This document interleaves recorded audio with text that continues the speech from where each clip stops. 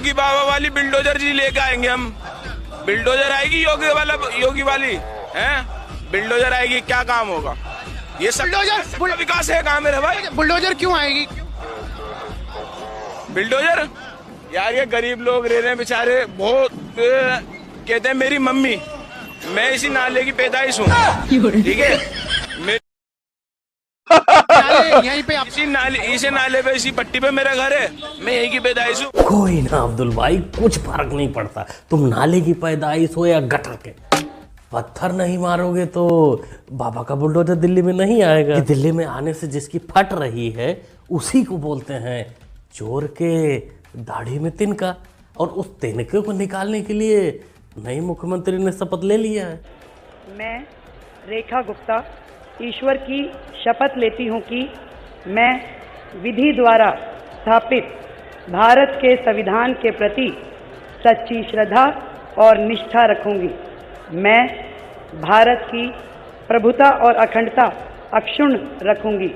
मैं मुख्यमंत्री के रूप में अपने कर्तव्यों का श्रद्धापूर्वक और शुद्ध अंतःकरण से निर्वहन करूंगी। दोस्तों, दिल्ली की नई मुख्यमंत्री बन चुकी हैं रेखा गुप्ता। दिल्ली में कितनी इफेक्टिव होंगी, कैसा काम करेंगी, वो तो आने वाले दिनों में पता चल ही जाएगा। लेकिन सीएम फेस के बारे में हमारे रवि किशन बाबू ने जो पहले बोला था, सुनकर आपको लगेगा कि नहीं, उन्होंने सही अनुमान लगाया था। नजर मुख्यमंत्री के ऊपर टिकी हुई है। आपको लगता है कि कौन उम्मीदवार होना चाहिए मुख्यमंत्री पद का? कोई अद्भुत होगा, ये भाजपा है, कोई अद्भुत होगा। ऐसा होगा कि भाई लोग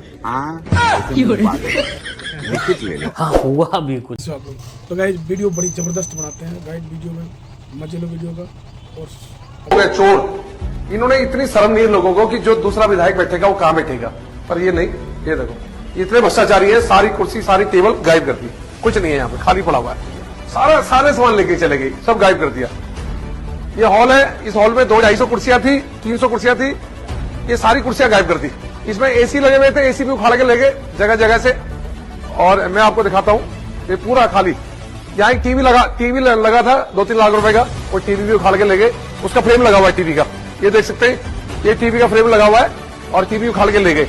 यहाँ एक साउंड सिस्टम था जिसमें कुछ कार्यक्रम करते थे, वो 12 लाख का साउंड था आहूजा का, वो भी उखाड़ के ले गए। ये कमरे में तो सब गायब है, कुछ नहीं है, कुर्सी उससे गायब है। एसी लगा हुआ था, एसी भी निकाल के ले गए। तो है ना, संगत का असर है। बाकी मनो भाई बताएंगे आपको क्लियर, बिल्कुल डिजिटल करके। सब बवाल चालू हुआ है। ऐसे ही चुनाव हारो, सब लेके भाग जाओ, कोई टोटी लेके भाग जाओ, कोई कुर्सी लेके भाग जाओ, ये सब संगत का असर था। जैसे टोटी भैया ने लोगों के कान में बताया होगा कि देखो, अभी हम जो झेल रहे हैं आपको भी झेलना पड़ेगा, इसलिए जो पाओ वो लेके निकलो, क्योंकि अगले 10, 15, 20 सालों तक हम लोगों को ऐसे ही। 27 साल बाद दिल्ली में एक नया अध्याय जो शुरू हो रहा है, उसकी जिम्मेवारी मेरे कंधों पे। रेखा जी, नई सीएम जी, करप्शन तो ठीक है भाई, करप्शन पे काम होना चाहिए और जो करप्ट थे उनका हिसाब भी होना चाहिए।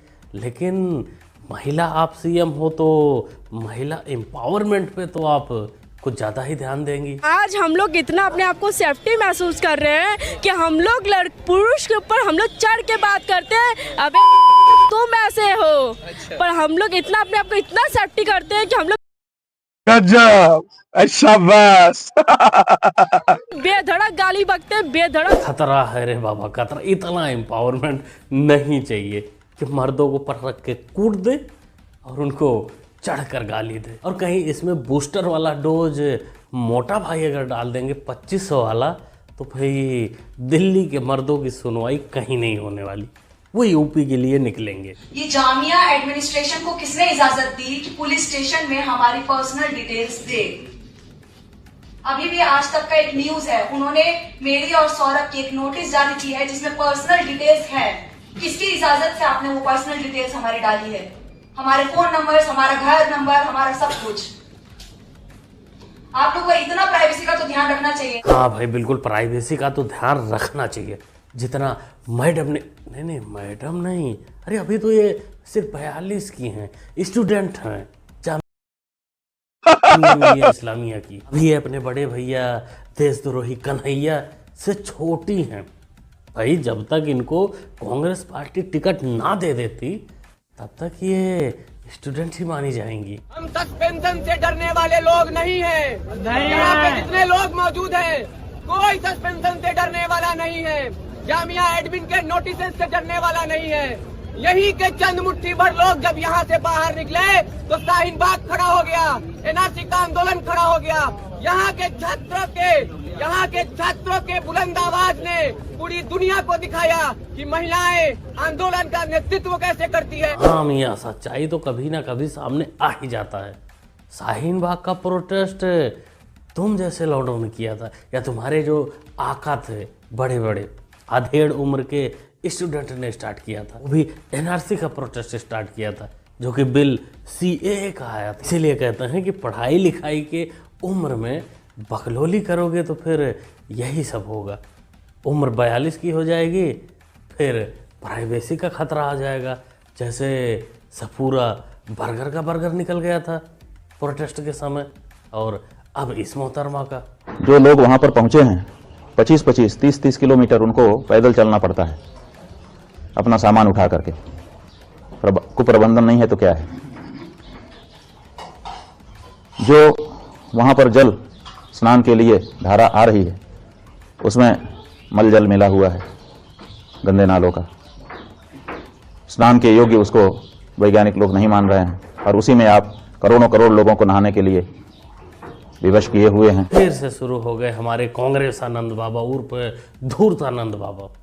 इनको महाकुंभ का पानी गंदा नजर आ रहा है। लगता है इनको किसी पाकिस्तानी वैज्ञानिक ने बताया है कि कुंभ का पानी गंदा है, क्योंकि हमारे इसरो के scientist, ISRO chief mission Chandrayaan के श्री लालू यादव जी कह रहे हैं अरे ये सब कुंभ का क्या कोई मतलब है, फालतू का कुंभ है। यानी सनातन धर्म के इस महायोजन को फालतू उनको दिखाई देता है। इनके एक और सहयोगी उससे भी 2 कदम आगे आकर के कहती हैं कि महाकुंभ मृत्यु कुंभ में बदल गया है। समाजवादी पार्टी, कांग्रेस, आरजेडी और टीएमसी के नेताओं के द्वारा सनातन धर्म के जुड़े हुए सबसे बड़े आयोजन के प्रति दिए गए। महोदय, मैं ये जानना चाहता हूं कि क्या सनातन धर्म का अनुयायी बनना या सनातन धर्म के किसी आयोजन को भव्यता के साथ करना क्या कोई अपराध है?